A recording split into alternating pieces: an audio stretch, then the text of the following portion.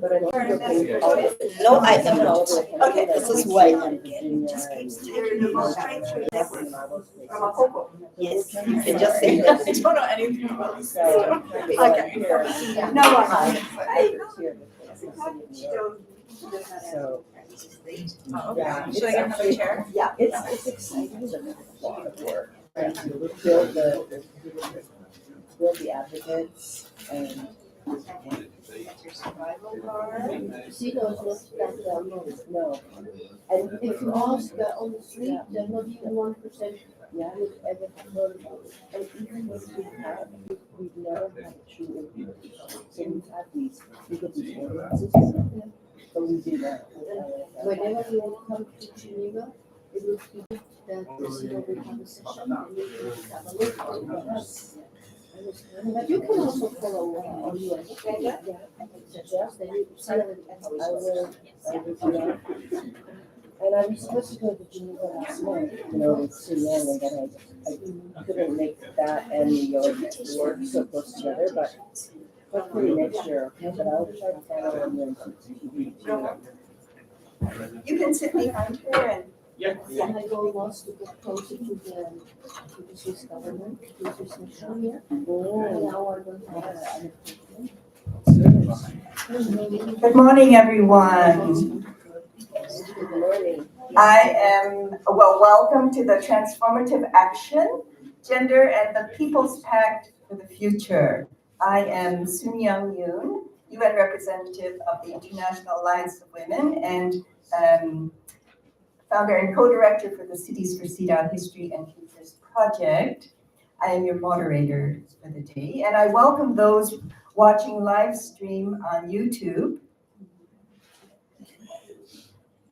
So in collaboration with the Coalition for the UN We Need, my organizations joined Oxfam International to bring you a briefing on the Summit of the Future that will take place in September this year in New York. We are going to highlight today women and youth leadership, especially from the Global South perspectives. You will hear about the importance of political participation and inclusion as we move forward with the People's Pact to the Summit of the Future this year. Most important, we want to know how we can make sure the global also comes local, and to ensure that the work that we do has an impact after this year, after the Summit of the Future, on to Beijing +30, the International Conference on Financing for Development, and beyond. For our opening remarks, we are very honored to have Her Excellency Ambassador Leonora Zalamata-Torres, who is the first Indigenous woman appointed as Colombia's ambassador to the UN. Indeed. She is, I know, a champion for the rights of Indigenous peoples in Colombia and for environmental justice. Ambassador Torres is also a member of the Human Rights Committee for the Tairona Indigenous Confederation in the National Indigenous Human Rights Committee. She serves as the negotiations spokesperson for Colombian Indigenous people during the creation of the National Committee of Indigenous Human Rights in 1996, a very long and wonderful history. She will present her remarks with the help of an interpreter. Your Excellency, you have the floor. You can do it this way. You can just sit there. Yeah. Or you can get up. Do you want to stand? Yeah, okay, all right.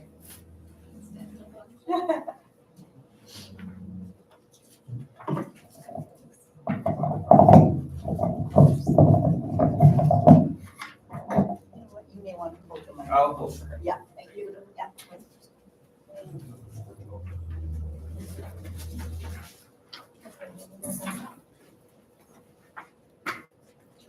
Muy buenos días. Quiero agradecer a Oxfam por invitarme a esta reunión y a todas las personas que han organizado este evento en el marco de la CSW. want to thank Oxfam and all the other people that took part in organizing this event. En el marco de la CSOW. In the framework of the CSW. Quizás para mí es muy importante lo que represento, la identidad indígena, y por lo tanto quiero darles un mensaje que a través de Brenda hemos venido conversando siempre, y para mí es muy importante.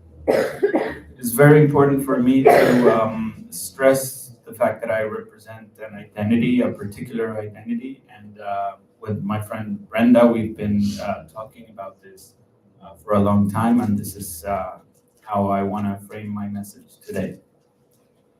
Por lo tanto, en mi cultura, la visión de mujeres es una cuestión de identidad también, en donde los pueblos indígenas, en mi cultura, consideramos que las mujeres representamos la madre tierra y los hombres representan los árboles.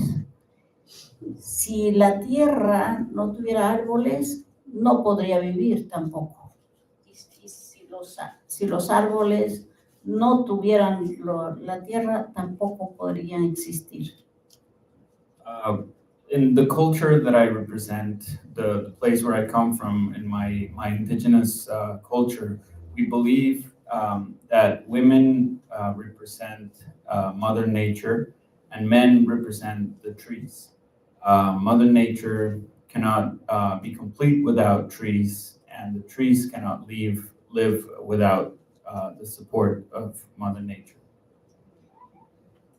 Esa concepción es muy importante que exista en la humanidad, las visiones, las cosmovisiones que puedan tener las culturas juegan un papel importante para restablecer el orden humano. Es necesario que las culturas se reconozcan o nos reconozcamos en género, en diversidad geográfica, en diversidad cultural. Yo creo que eso es fundamental para poder superar las crisis de exclusión social en género, en niñez, en adolescencia, en dimensiones económicas, sociales, culturales o políticas. This worldview may seem simple, but it really entails the formula to restore balance and to alleviate human conflicts, as well as the unbalance that we find today in regards to gender, to politics, and all other realms of human interaction.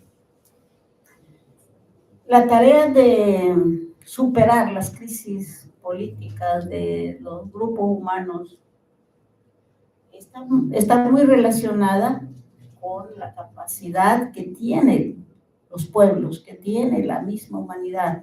Yo creo que hay que entrar a mirar las problemáticas, las situaciones, las diferencias entre todos, hombres, mujeres, niños, jóvenes o mayores, jugamos un papel importante. Y por eso quiero felicitar a los hombres presentes en este evento, porque son fundamentales para la transformación y para lograr los cambios que necesitamos en la humanidad, como es el ascenso para las mujeres, para los jóvenes y para los niños. The task at hand is being able to alleviate human conflicts, and for that, traditional knowledge must be recognized. People around the world have ancestral knowledges that must be recognized and used to alleviate conflicts. Today, I want to. The conflicts must be worked on together, men, women, and people from all over. And I want to mention, especially thank the men that are here, because they're a big part of the task at hand. La realidad es que la transformación de las mujeres es imposible sin los hombres, y sin los jóvenes, y sin los niños. Y creo que los territorios en el mundo, los espacios geográficos, son temas fundamentales para la igualdad, para la inclusión social, para un poco mirar el tema actual de la crisis climática ambiental que tenemos en el mundo. Yo creo que la labor de la humanidad es mancomunada. Y es mancomunada porque necesitamos ser fraternos, ser solidarios. Yo creo que allí está la construcción de la paz que necesitamos en todas partes.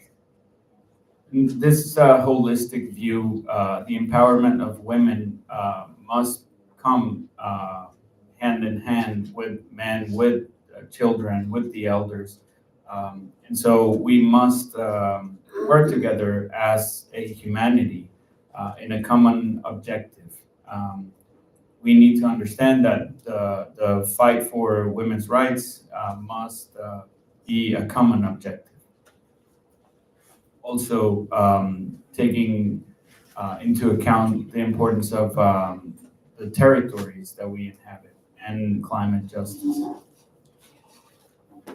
Ahora me quiero referir un poco a las políticas de mi país y las acciones que adelanta en este momento Colombia a través de la misión que ahora representamos y que sigue siendo fundamental un enfoque de género, y creemos que el pacto del futuro puede ser una esperanza para todas las personas. And I want to briefly mention the fact that our government's mission here at the UN, which I preside, is taking big steps to bring a gender perspective into our foreign policy. Quiero transmitirle algunas ideas o mensajes que Colombia, por ejemplo, apoya la inclusión de un enfoque de derechos humanos y de género en el texto del Pacto del Futuro. De manera reiterada hemos señalado que no es posible lograr los objetivos comunes que nos hemos planteado sin considerar los roles y la trascendencia de las mujeres en toda su diversidad. The Colombian government supports bringing gender-based language and gender-based perspective into the discussions of the Pact of the Future that we are now discussing. Es claro que las mujeres debemos ser visibilizadas en un texto que pretende realmente cambiar lo que es crítico hoy en día relacionado con el desarrollo sostenible. It is clear that women must be rendered visible in a text that aims at changing a lot of the problems that we are sharing as a humanity. Colombia cuenta con una política exterior feminista que transversaliza el enfoque de género y el enfoque participativo en todas las acciones de política exterior. La política exterior feminista fue lanzada por nuestro gobierno la semana pasada aquí en Nueva York. We're proud to have a new feminist foreign policy as a Colombian government, which was launched last week here at the CSW meetings at the UN. This focus, the feminist foreign policy, makes a gender-focused transversal to all the actions that the Colombian government is taking in their foreign policy. Para nosotros el tema de la interseccionalidad, que aplicada en cada país, en cada territorio, en cada cultura, es fundamental realmente para tener una inclusión de género en el pacto de la cumbre del futuro. It is key to underline the fact that we hold intersectionality as one of the main points of this feminist foreign policy. Además, nuestro ordenamiento nacional indica que el concepto de interseccionalidad permite, por un lado, comprender la complejidad de la situación y por el otro, adoptar medidas adecuadas y necesarias para lograr el respeto, la protección, la garantía de sus derechos, pues son expuestas a sufrir tratos desiguales más nocivos y excluyentes. Es por ello que la discriminación interseccional es de particular interés al estudiar situaciones relacionadas con casos de trata de personas con el fin de identificar la existencia de situaciones o motivos que conectan unos con otros y generan una discriminación particular como consecuencia de la unión de los mismos, de modo que la persona está expuesta a una mayor condición de vulnerabilidad debido a la complejidad del asunto que amerita una serie de medidas particulares que se deben adecuar a su situación para garantizar la protección de sus derechos. Es claro que en Colombia, en este momento, la voluntad política del gobierno es un hecho con la participación social, un plan de desarrollo realmente ya aprobado, con sentencias de la Honorable Corte Constitucional. Pero la violencia, el feminicidio, son temas supremamente graves y en los pueblos indígenas, en las comunidades rurales, en los pueblos afrodescendientes, la verdad es que el desplazamiento forzado por la violencia sigue siendo un tema muy grave para el país. Y, sin embargo, la voluntad del gobierno sigue siendo una apuesta esperanzadora, como son estas apuestas de política exterior. Intersectionality allows us to comprehend complex phenomena in a gendered perspective and adopt measures to address problems like, for example, human trafficking, which is a rising issue throughout the world and in Colombia as well. Intersectionality allows to target discrimination and take action. The Colombian government has the political will to address these issues and working together with partners in scenarios like the UN. We have a policy that situates the defense of human rights at the center of our actions. Creo que la esperanza hay que aumentarla, las posibilidades hay que buscarlas, porque lo que pasa en cualquier parte del mundo con las guerras no es justo que los humanos tengamos que morir entre humanos. Y creo que es necesaria la solidaridad entre todas para poder superar realmente lo que está pasando en Gaza o en otras regiones del país donde la gente está sufriendo, donde las mujeres están muriendo, donde los niños realmente están siendo aniquilados. Creo que hay una tarea muy importante y todos estos eventos, estas preocupaciones, creo que nos conducen a tener alguna esperanza en el mundo. Yo quiero con esto terminar y desafortunadamente tengo que salir a otro compromiso y muchísimas gracias.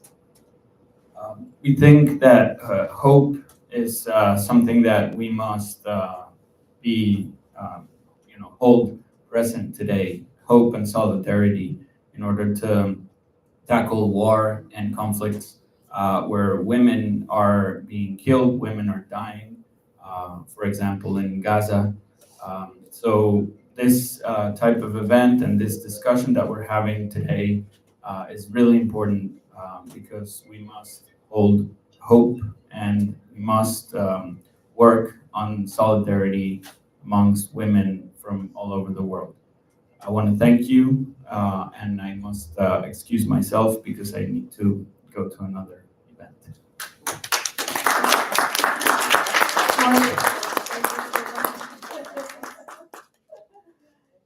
Thank you for bringing us hope and for being the voice of Mother Earth. Can we have this copy of this? Wonderful. Thank you so much. And we know you have to leave, but please.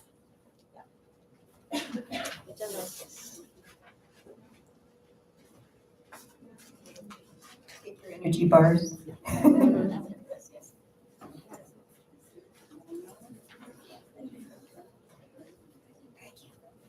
I envy the interpreter because he gets to hear everything that she says in all places.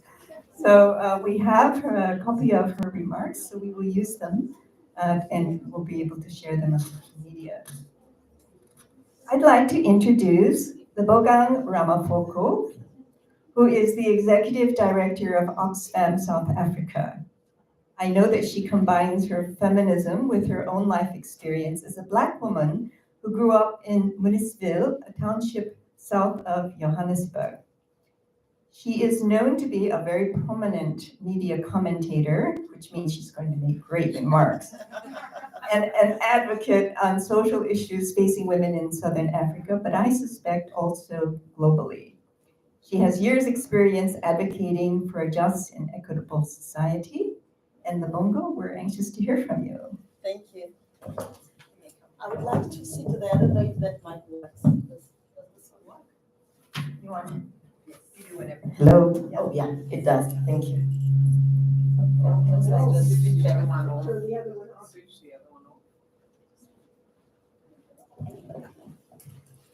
Okay, thank you. Thanks for your kind words and your introduction. In absentia, I would like to recognize and thank Ambassador Torres for her opening remarks and for being a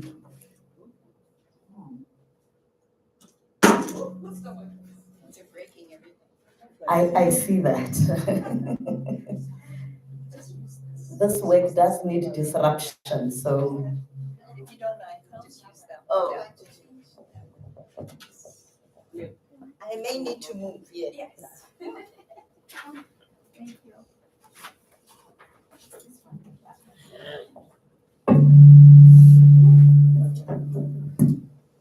My apologies, thank you. Firstly, I would like to acknowledge and thank Ambassador Torres in her absence for her opening remarks and for being a strong voice for the Global South, for indigenous communities, and for the women and girls.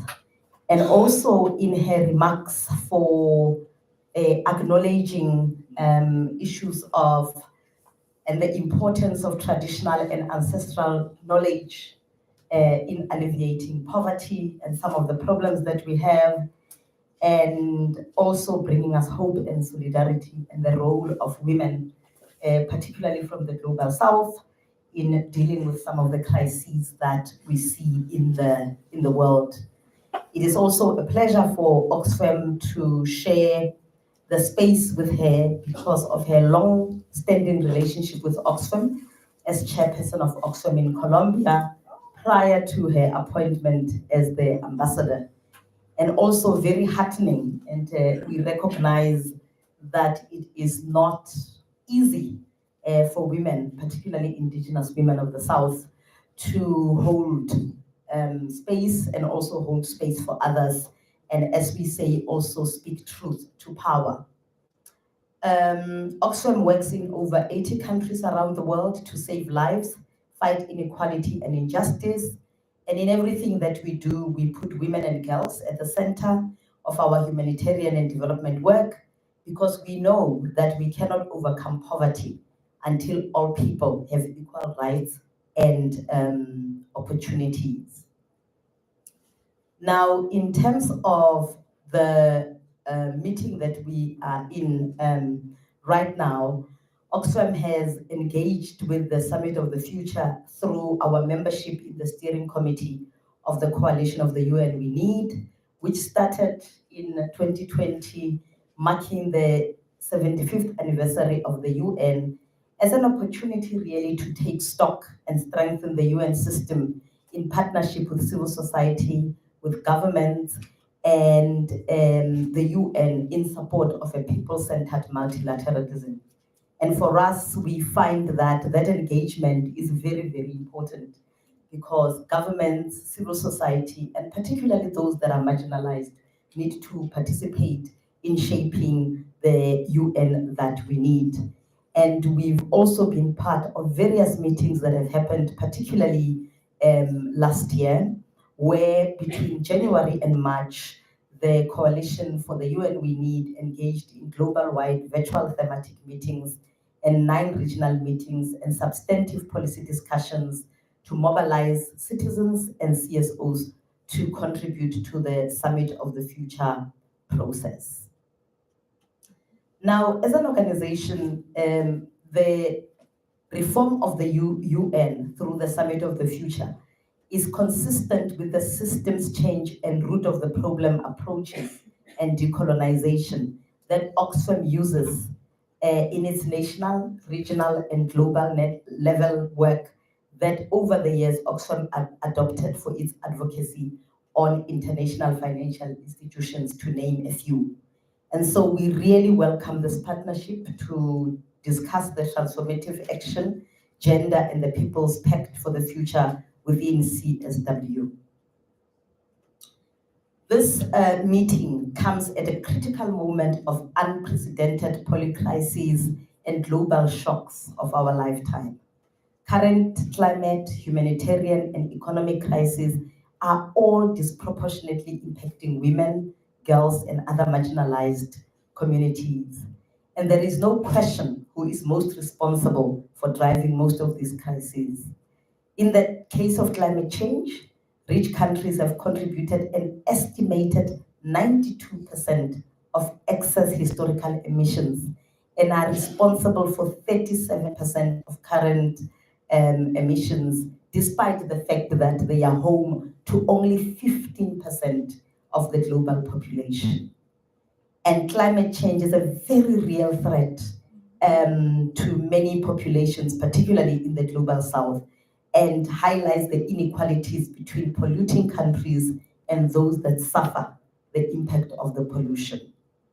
High-income countries are responsible for 40% of the global emissions, while Africa, which is a big continent with 54 countries and over 1.2 billion people, representing 70% of the world population, accounts for less than 4% of global emissions, but are already suffering the most from some of the impacts of climate justice, of climate change. 31 million people, as we speak, in East Africa are on the brink of famine because of extreme climatic events compounded by displacement, by conflicts, and leading to lower agricultural yields, livestock deaths, food shortages, and increase in important commodities such as food.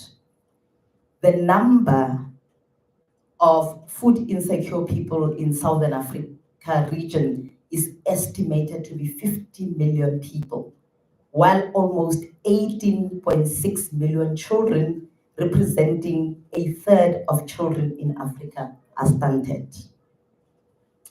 This climate crisis places agricultural workers, indigenous and Black communities, and feminist groups in the global south at the epicenter of dual battles. They are tirelessly striving to safeguard land, natural resources, and our planet, while also championing women's labor rights and confronting pervasive gender-based violence. In the past 5 years, Oxfam as a confederation has expanded its support for human rights defenders, particularly those facing threats from oil, gas, agribusiness, and mining projects. And this support has included direct case-by-case advocacy for defenders under threat. And very recently, Oxfam South Africa, in partnership with Oxfam US and Oxford Columbia, has produced a powerful documentary called Hold the Line that follows the stories of 6 human rights defenders on the front lines of the climate crisis in South Africa, Colombia, and the United States, and really underscores some of the violence that they experience at the hands of big corporations. And funding requirements for humanitarian appeals involving extreme weather are 8 times higher today than they were 2 decades ago. So as we have these discussions, what are some of the recommendations that we want to make as Oxfam South Africa?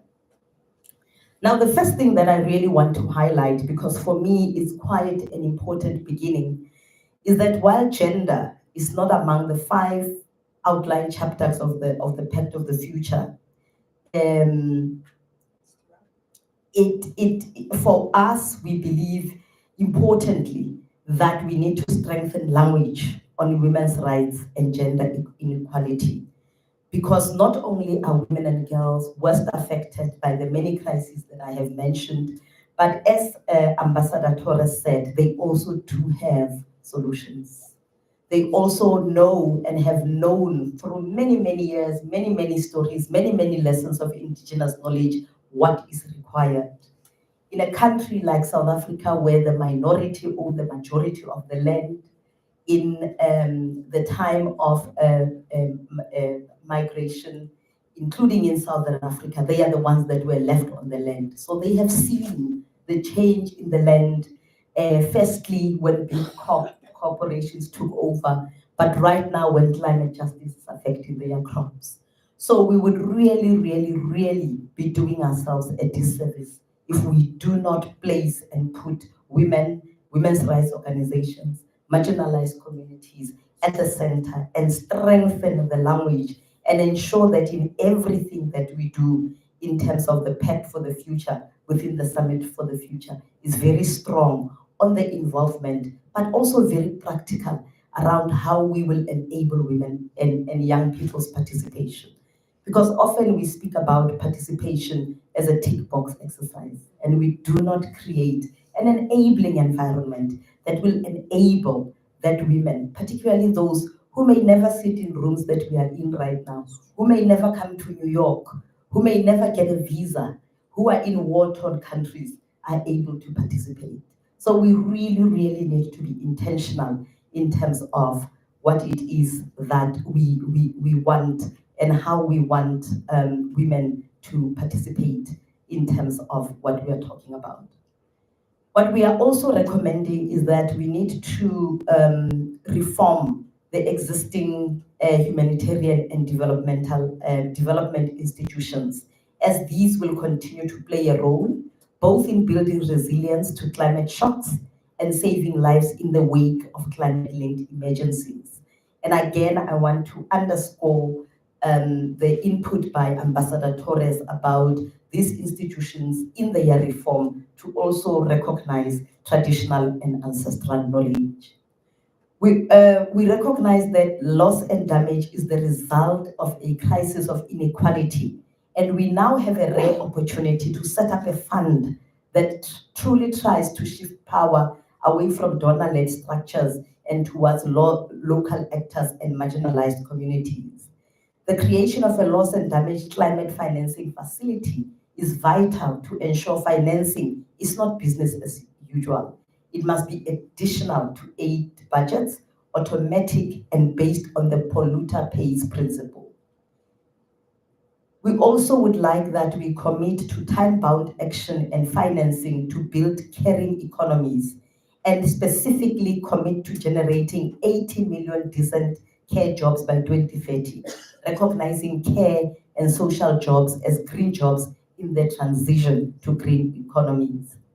and in both conflict and non-conflict contexts, empowering women and committing to the full, equal, meaningful, and safe participation and leadership of women and girls in all decisions impacting their lives. Thank you very much.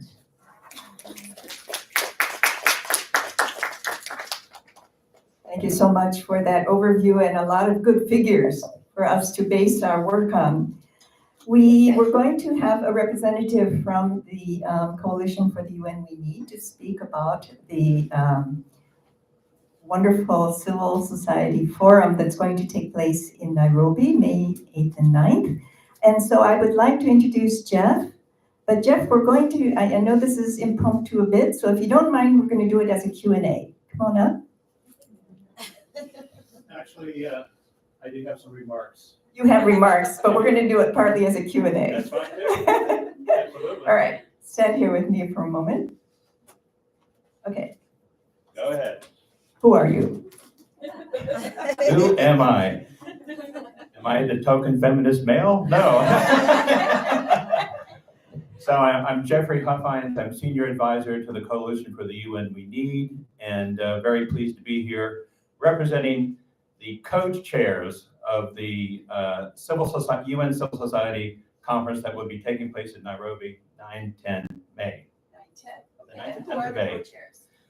Well, good question. So let me say that I'm pleased to be speaking on behalf of Carol Egengo. She's based in Nairobi, and she leads on the development of HelpAge International's global initiatives and is the regional representative for Africa. And she is joined by Nadora Yusuf, who's the executive coordinator of the Global Governance Innovation Network at Simpson Center in Washington, D.C., and is the C4UN Global Youth Coordinator. And they are both the NGO co-chairs of the 2024 UN Civil Society Conference. Have you noted there's a theme here? This is a feminist-led conference. And what is the purpose of this conference? Just 2 sentences. 2 sentences. Yeah. Well, let's see here. I would say that this is, first of all, a premier event on the calendar of the UN, and it's an opportunity to gather diverse constituencies worldwide and convene a discussion ahead of the September summit. So the conference seeks to increase awareness, ambition, and accountability for the Summit of the Future beyond New York, and support the amplification of diverse voices and initiatives to form an inclusive pact for the future.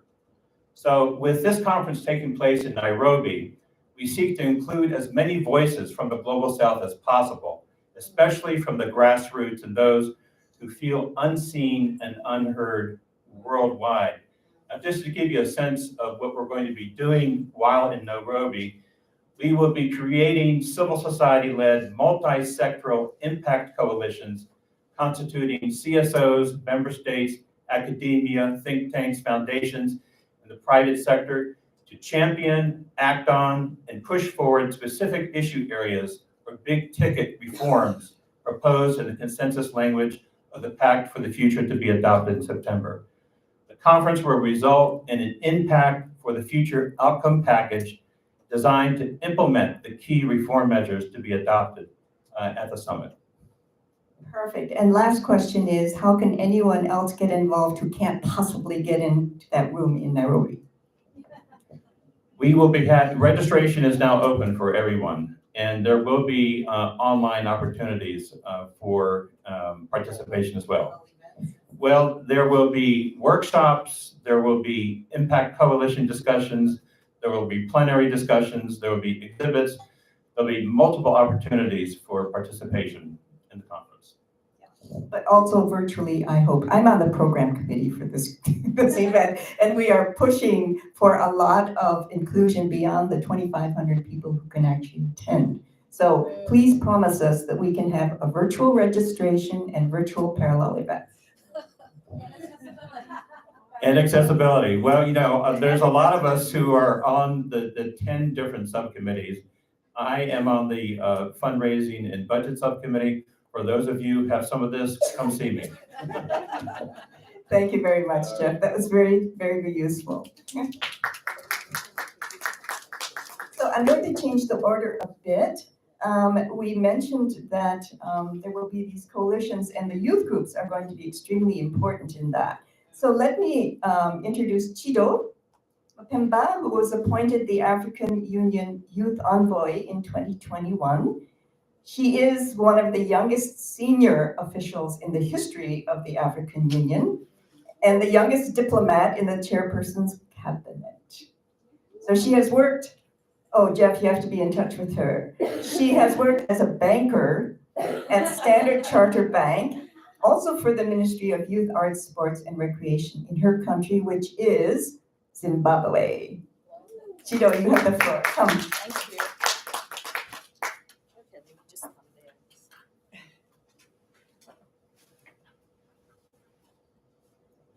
Thank you very much for that, and thank you to Oxfam. Thank you, Sis Brenda, for this invitation, which I did not take lightly. And I'd also just like to apologize as I walked in, when the program had already started. So please accept my apologies for that. And just to get into the program for today. So, I have this thing where obviously when you're preparing for events, you do some research and, you put speeches together. But when I get to the stage, when I get to the event, I'm always compelled to just speak from my heart, especially in reflecting and all the amazing nuggets that I've also just got from my fellow panelists that have spoken already. And for me, I'll start off by just, something that I always say in most of these platforms is, when we talk about the future, we're talking about the younger generation. And this younger generation is literally, when we talk about Africa, it's approximately 65% to 70% of the population. But when we look at the decision-making table and when you look into the rooms, we have the 25% and not the majority. Right? Actually 35%, yes. So to 65, then you have 35% in the rooms that are not the majority. And if we really think about it, 10, 20 years down the line, with all due respect, but most of us will not be on these platforms and will not be in these rooms. So it's important that we have the majority in these rooms, in the decision-making table, so that there's sustainability.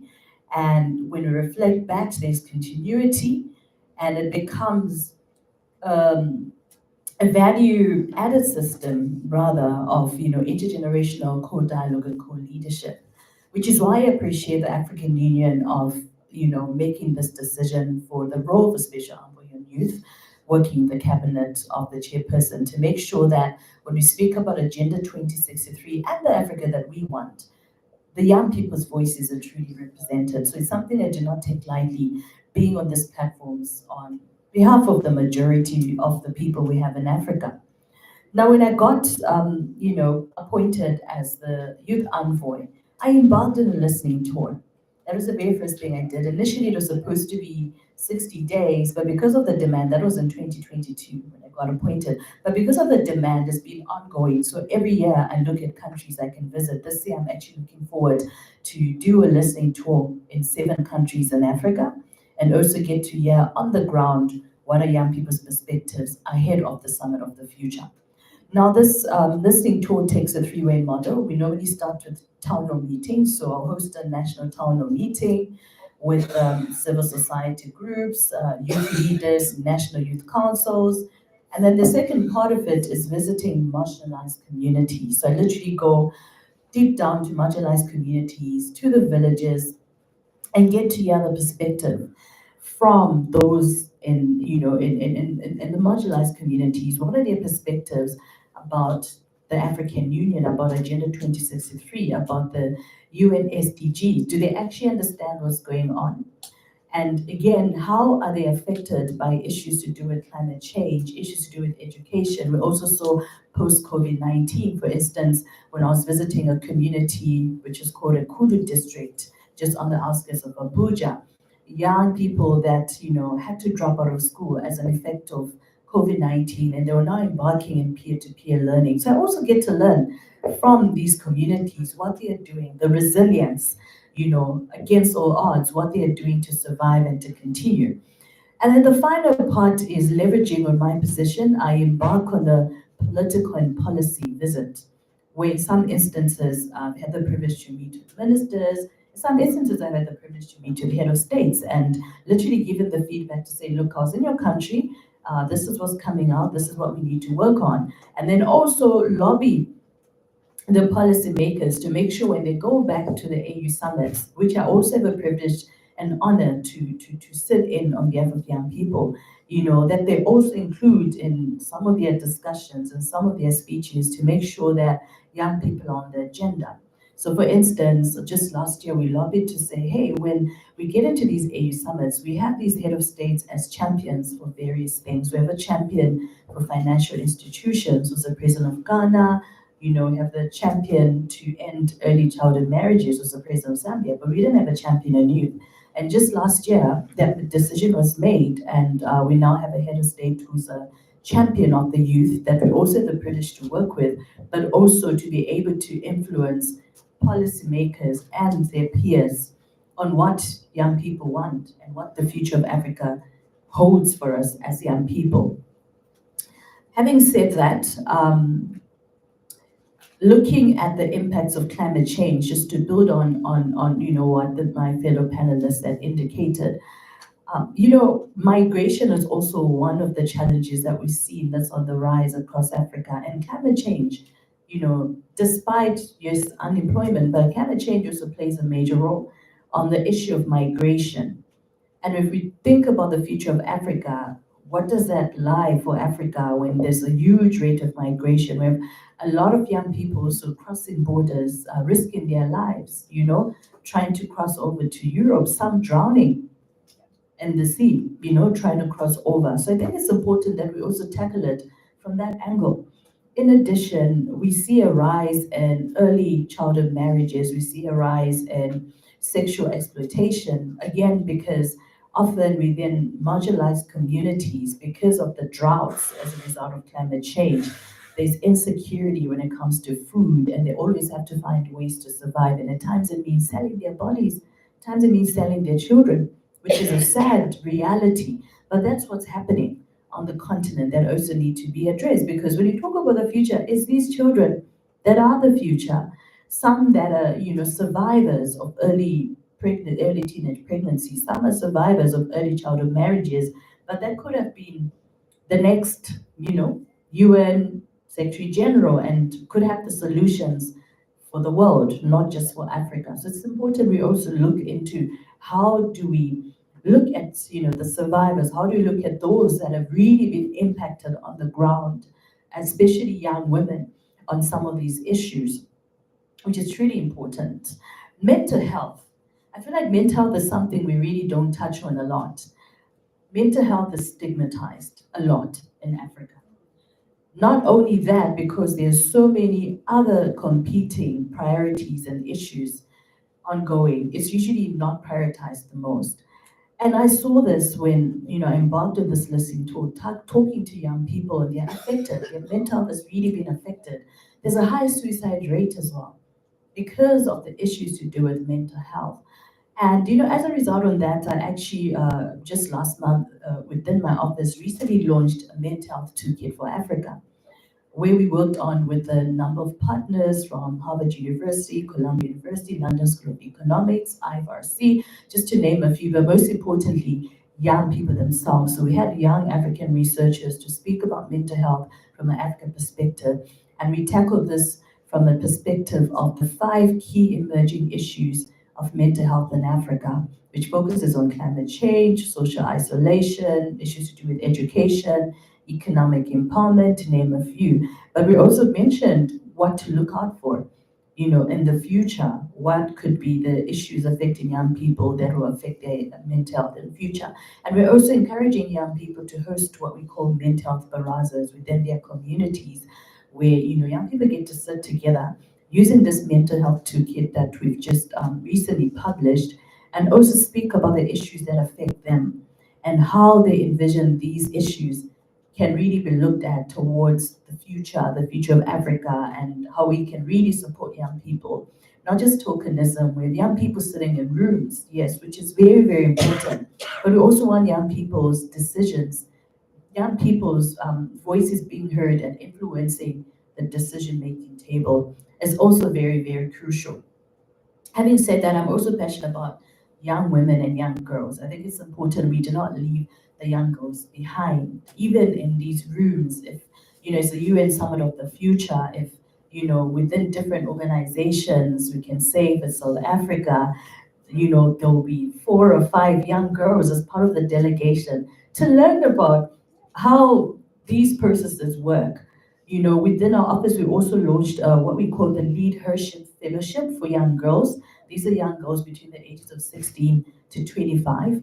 And it's in this 3rd cohort this year where we work with various partners to come up with the different sessions. And within these sessions, we literally, teach them on Agenda 2063. We pair them up with different departments to learn about what's happening at the African Union. At times, we even pair them up with different departments at the UN to really learn about the process at a tender age and how this works and how they can even be involved at such an early age, which I think is crucial and very important. Last but not least, we have an African Union Youth Reference Committee. This African Union Youth Reference Committee this African Union Youth Reference Committee has 60% young women. And these are young women coming from various countries such as Liberia, some from Sudan, South Sudan, to name a few, Kenya, South Africa, Lesotho. And the whole idea with this African Union Youth Reference Committee is they also participate in some of these engagements, within the African Union. For instance, with the Africa Climate Summit that happened in Kenya last year, September, and part of my delegation had young women from this Youth Reference Committee. The AU Summit, in February, the Heads of State Summit, we also lobbied to say we need more young women in the room, and they were accredited to attend the entire summit as observers. And they're actually working on a policy paper. And this policy paper, again, we also had a trip to Europe. We had an international dialogue we co-convened with the Austrian National Youth Council last year, November. And the whole idea is they're actually coming up with a policy paper, which focuses on, youth inclusion towards ending global inequalities. So that's just that for now, but I just want to share some of the work being done because I always feel like it's an opportunity for us to do more together. And especially on this, topic on the Pact of the Future from a gender perspective, which I think is very crucial and important. So thank you very much for this opportunity. I'm looking forward to further engage even after this event. Thank you, Chido. I remember that you may recall that the Beijing Platform for Action had a section called Girl Child. And that section came in strongly because of one region, and that was the Africa region. So do look at the Beijing Platform for Action. We are here at CSW and reviewing all that. We are reviewing many things, including the Convention on the Elimination of All Forms of Discrimination Against Women.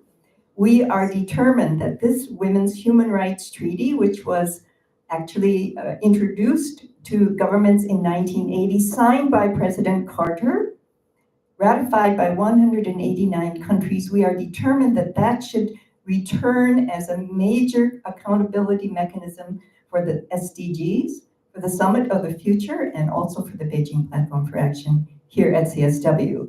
And here to speak about what you can do if you bring that idea or any of our ideas locally, that is to say, specifically to cities that do produce 60 to 70% of our greenhouse gases. Really important to focus on cities. I would like to introduce Jessica Pearson, who is co-director of the Cities for CEDAW History and Futures project. She is also the regional coordinator for North America for the International Alliance of Women. We have wonderful representation here. And until recently, she worked as the Assistant Director of Programs at Columbia Law School's Human Rights Institute before her current role at the School of Arts, where she is the Associate Director of the Artists Resource Center and Alumni Affairs. She also, by the way, is a theater and actress. Glad up here and play your role. Thank you so much for having me today. I feel really privileged to be on this panel with such esteemed women, and I'm learning so much from all of you, so thank you. Yes, so I am here to talk about what could come after the Summit of the Future. You know, as we've been discussing today, the Summit of the Future can be this golden opportunity to redefine gender equality and women's human rights, all of which ultimately can help to accelerate and scale up action to localize CEDAW. So today I'll be sharing how cities can localize governance, global governance, and make human rights real for people. Specifically, I will talk about the Cities for CEDAW campaign in the US. The Cities for CEDAW campaign, for those unfamiliar, aims to bring CEDAW in line with the SDGs from global to local in cities, counties, and states. And without women's leadership and voice, in small places close to home, there's little possibility to achieve the SDGs by 2030. So cities are particularly important because they are engines of change and innovation and can measure the impact of policies more accurately and often even faster than at the federal level. So a little background on Cities for CEDAW. It began in 1998 when San Francisco became the first city in the world to adopt CEDAW as an ordinance when they saw little chance for US ratification. And for those who don't know, the US is the only industrialized nation to not ratify CEDAW. So from 1998 to 2014, a handful of cities signed on to CEDAW in the US. But in 2014, the NGO Commission on the Status of Women New York launched the Cities for CEDAW campaign to commemorate Beijing Plus 20. And today, CEDAW ordinances and resolutions are currently signed in nearly 70 cities, counties, and states. We have some representatives from California here today working on CEDAW. And in total, we have over 82 million people who are currently covered by CEDAW in the US, which is amazing given that we haven't ratified it. So what are the issues that Cities for CEDAW is tackling in the US? Well, priorities differ from place to place, but there's a focus on substantive equality. So the issues ranged from discrimination, violence against women, education, economic development, health, pay equity, human trafficking, just to name a few. And the adoption of CEDAW also fosters a culture of gender justice in city departments. So it changed gender responsive budgeting, it nurtured innovation across sectors like the arts, public-private partnerships, transportation infrastructure, as well as education, health, social services. So what has been the impact of Cities for CEDAW? Well, there's many successes in the campaign I could talk about, but I'll just name two today in the interest of time. San Francisco, our inaugural City for CEDAW, the Department on the Status of Women in San Francisco reported that there were no domestic violence-related homicides for 14 consecutive months following their adoption of CEDAW. It became the first municipality to provide 12 weeks of 100% paid parental leave to city employees, as well as flexible workplaces. And the department also tracks data on appointees to city commissions and board by gender, LGBTQ status, disability, and race. Another standout success I'd like to mention is Los Angeles and LA County. In 2014, the mayor of LA issued an executive order on gender equity, which called on every city department to help LA fulfill its responsibilities under CEDAW. The city now includes a gender equity liaison from every city department, and heads must prepare a gender equity action plan. And at the county level, we have the Women and Girls Initiative, which if you were at our event yesterday, you would have seen their amazing presentation on all the work they're doing to implement CEDAW at the county level. So how can we think about modeling Cities for CEDAW in our own spaces and using the Summit of the Future to push this forward? Well, connecting global to local is a two-way process. So Cities for CEDAW can bring their innovation and leadership to the global level, and the international women's movement can benefit from the Cities for CEDAW experiences. In fact, our project, the Cities for CEDAW History and Futures project, traveled to Geneva with a delegation of advocates from Cities for CEDAW to brief the UN CEDAW committee on Cities for CEDAW. And the committee was incredibly supportive of this effort, and I'll just cite 3 takeaways from the committee on our briefing. They noted that the Cities for CEDAW is an entry point where everyone is an entry point for everyone, where CEDAW is addressed at every level. Cities for CEDAW is bringing visibility to CEDAW. As we know, many countries have ratified CEDAW, but the people who live there don't know about it. And Cities for CEDAW is an important model even for states that have ratified CEDAW. So with Cities for CEDAW and countries that have ratified CEDAW, we get the top-down and the bottom-up approach to implementing CEDAW. So to conclude, we see Cities for CEDAW as a grassroots experiment and innovation lab where we remind people that human rights starts at home. So thank you for allowing me to share the amazing Cities for CEDAW campaign with you as an example of a bottom-up approach to making CEDAW real for people. Thank you. Thanks so much, Jessica.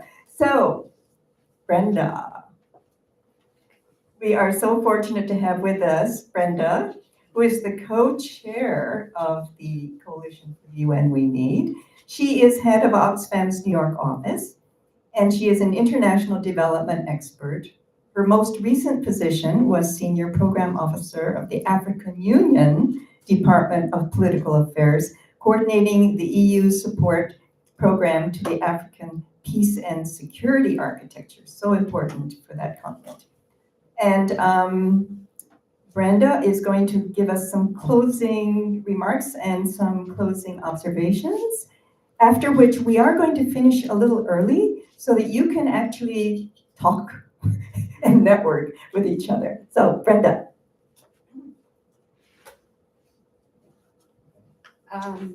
Good morning. I'm wondering though whether there are any questions before we close. Is there any clarification that anyone would like to have from the speakers that spoke? I can see a hand. Just a few minutes for this. I think we can, there were remarkable issues that way. Yes, I can see hands. Gail? Hi, I'm Gail Smith from Oxfam, South Africa. My question is to you, Jessica. What is the lack of ratification? What is the implication of that for Cities for CEDAW? Well, can we take a few more before? I see another hand. Please speak up for our online viewers. Hi, I'm Julia Scholten. I'm from America, South Africa. I have a question for you, Gio, because I really would like to know what is your advice, how we can meaningfully engage young girls from remote areas into these decision-making takes. What can we do from our end to really have them there? Thanks. Yes. Thank you for the Jessica's the cities for CEDAW's question. My question is, how can we join this kind of big event of because Taiwan, I'm living from Taiwan.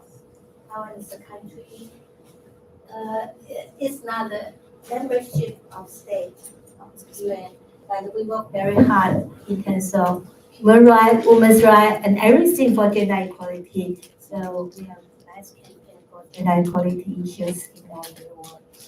But we want to join the Cities for CEDAW's for in terms of cities or state. However, we need someone to help us. And we know we can be part of the civil society which advocates city as a unit for gender equality. This is something we want to know. Thank you very much.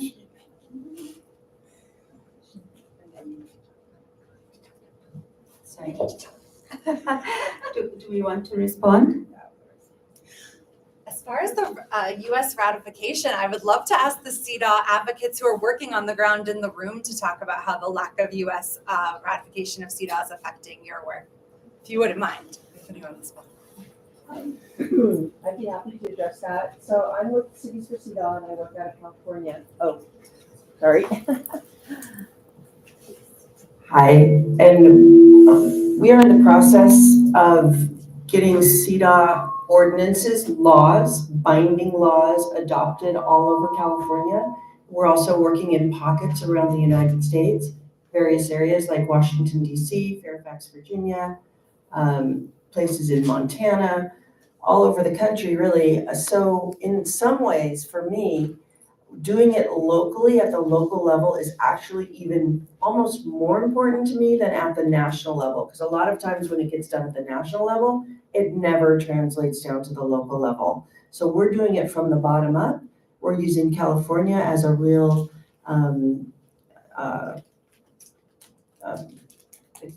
real area where we can grow it, move it, replicate it, building on the momentum, and I think it's going to be very effective eventually, and we're actually getting the work done. So I'd be happy to talk to anybody after this about it. Thank you.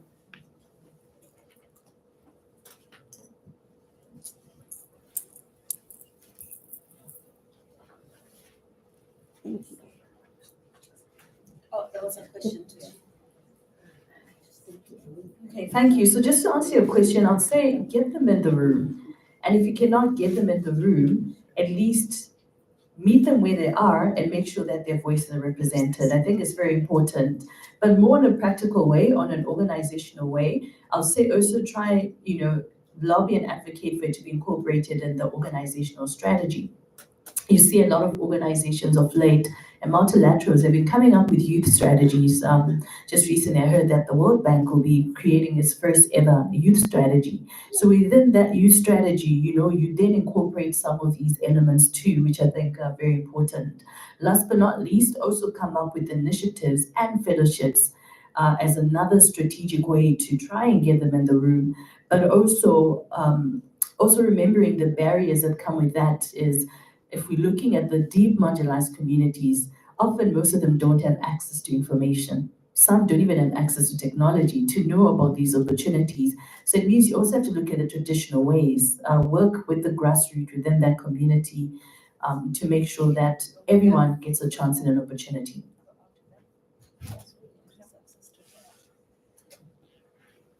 And to your question on joining the Cities for CEDAW movement, we would love that. And I have to give Sue Young her flowers. She's the founder of the Cities for CEDAW movement. So I think we could definitely talk after about how we can all work together. I saw one hand. Jeff, do you want to say something? Then I will close.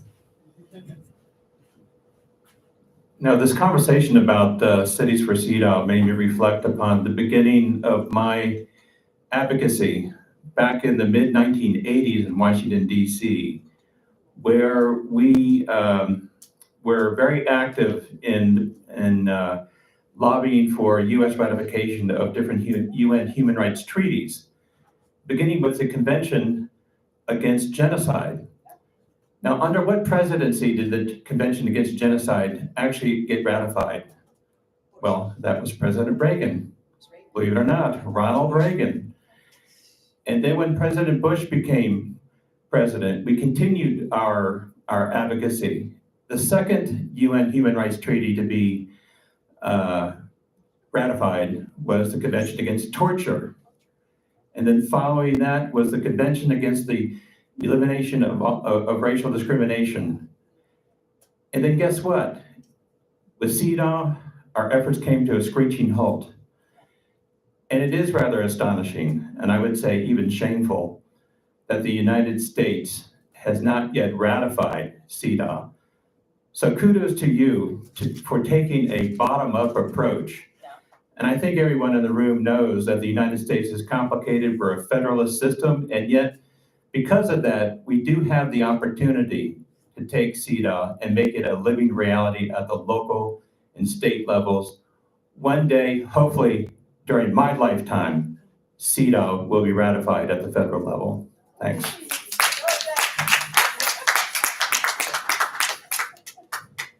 Thank you very much. So now I can close.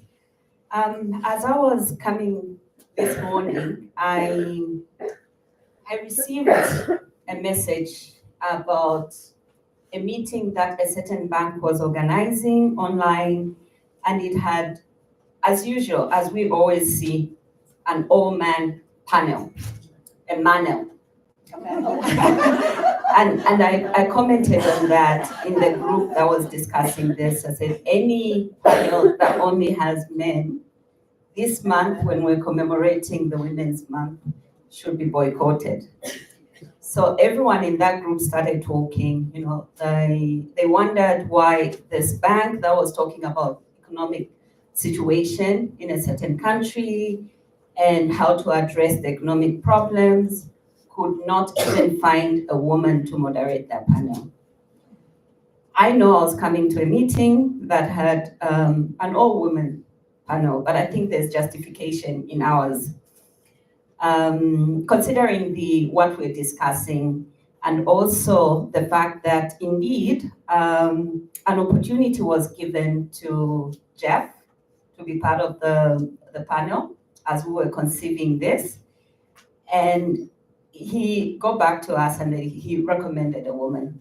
So in our case, I think it's different. We were conscious of the unconscious and conscious biases that happen when it comes to gender equality, and looking at analyzing any issue from a gender perspective, giving it the gender perspective. Gender biases are deeply ingrained in many of our processes. I'm glad that we've been having this conversation that has touched on different issues. I listened very attentively as the ambassador was speaking. It's very rare in spaces such as ours, at this level, to see a person who's representing the most vulnerable communities and who identifies herself as such, being given the voice and the platform and the power to do this. She raised a lot of things that I think we need to carry home, and we also need to bring into the Summit of the Future process. She touched on the need for intersectionality, for us to be very deliberate in understanding power and the different identities as we come into the conversations on the Summit of the Future. And then we also had the different voices here who've also reminded us of the humanitarian crisis that we're suffering and the vulnerabilities of women and girls therein. And we also had a young voice, Chido. Thank you very much for making it for this meeting, and also sharing with us what's happening on the African continent. Just for you to take home, I think there's also concern for us who have been working on women and girls issues, for example, to see how the African Union Executive Council this week went back on a decision to ensure that the leadership of the Commission should always have should have equal representation. Many years ago, for those that are not aware, there was a decision that was made that if the chairperson of the Commission is a male, then the deputy has to be female. And if the deputy is male, then the chairperson has to be male, just to make sure that at that level there is representation. But this week, the Executive Council came together and reversed that. They've said it doesn't matter. It can be any gender can be put. We know what that will entail. I mean, until that rule was put in place, it was only, that was dominated by men.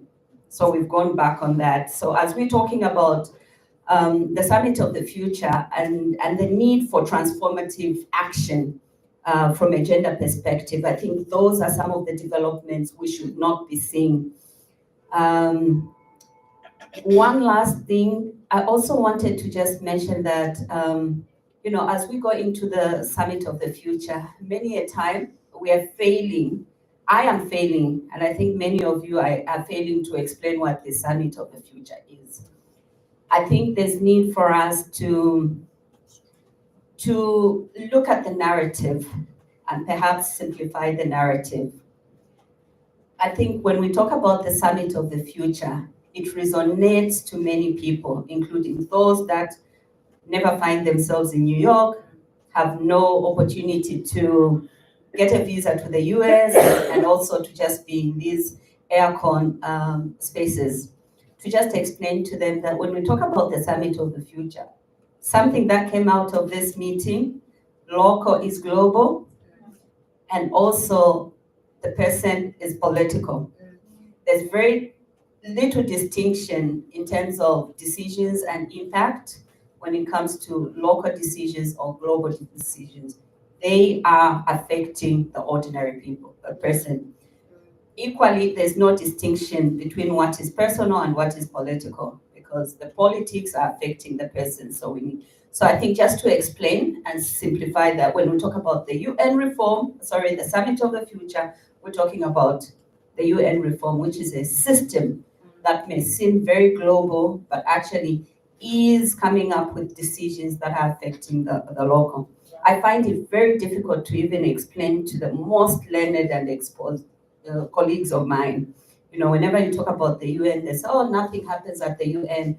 We are only concentrating on the national, we're wasting time, basically, not understanding that their tax dollar, to begin with, are sustaining all the conversations that are happening, because they have representatives that are coming to the UN and representing and making commitments and saying things in their name. That in itself should be of concern. But later on, also, when those decisions are made, they're coming into our local, they're being localized into national and local decisions. So we can't ignore. We also know that when it comes to conflict, the decisions that are being made here are either strengthening, resolving, or also preventing many of the humanitarian crises that we're having. So just to emphasize that we really have to find a way of demystifying a lot of concepts and simplifying a lot of things. So the concept of the Summit of the Future and the Pact of the Future. We've also had a lot of colleagues wondering why, with everything, with all the mobilization that has been made, we failed to have a chapter in the Pact that is focused on women. Again, I think the questions of representation come in, but also perhaps the solidarity that we spoke about, which the ambassador spoke, hope and solidarity. I think as women, we need to mobilize ourselves, but it's not our fault. For me, most of the times I recognize that our representatives, for the majority of it, are men. And in as much as we are speaking, oftentimes we're ignored. It's not too late, as we've heard.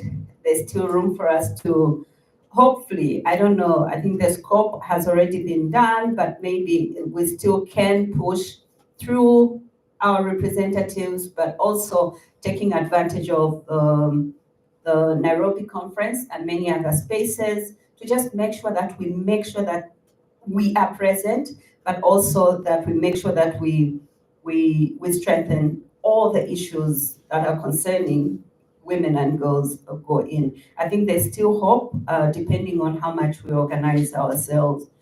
I'll keep quiet.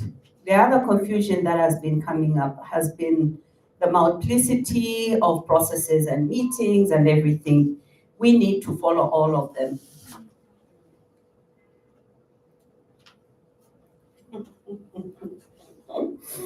We need to follow all of them.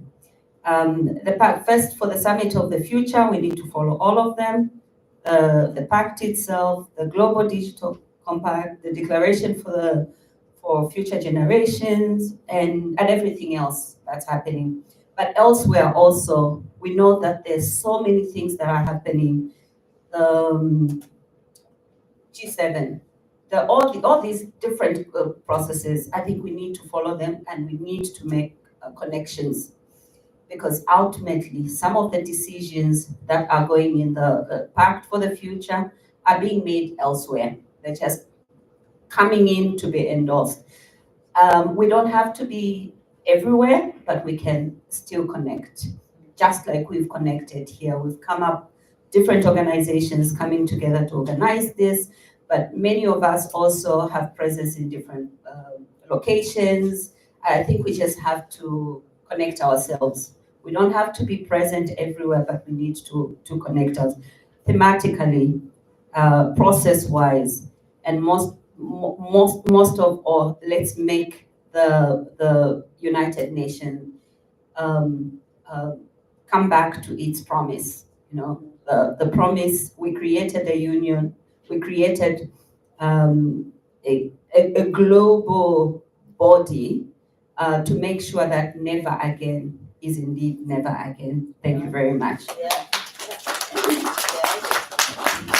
Thank you so much, and our session is in time, and we do need to clear the room for the next session. But if you want to grab any of the speakers, One group please. picture. Oh, group picture, Brenda, up here. Yeah, very quickly, stay right there, just step.